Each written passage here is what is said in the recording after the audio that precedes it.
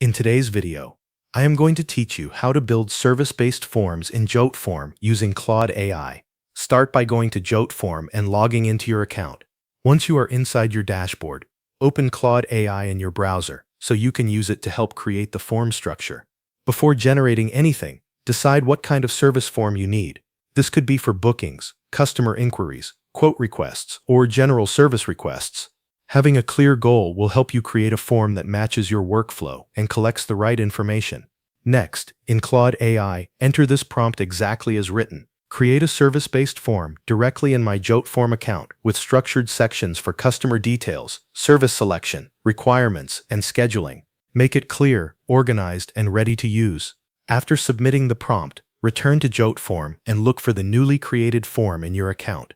Open it and review the layout carefully. Check that the main sections are already in place and that the structure fits the type of service you are offering. If needed, add service-specific fields to make the form more useful. Common fields include the customer name, contact information, service type, a description of the request, preferred date and time, and an estimated budget. These details make it easier to review submissions and respond accurately. Once the fields are in place, organize the form into a clear flow. Start with customer information, then move into service details, followed by scheduling, and finish with any additional notes.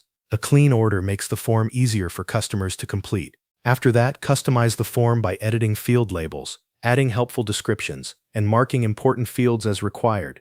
This improves clarity and helps reduce incomplete submissions. Then open the form settings and adjust any features you need.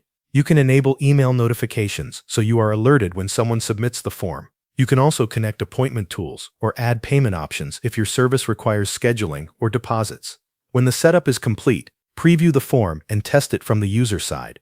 Make sure the questions are clear, the sections flow properly, and the submission process works smoothly. Finally, publish the form and share it. You can copy the direct link or embed the form on your website so customers can start using it right away. Thanks for watching. That covers everything you need to know.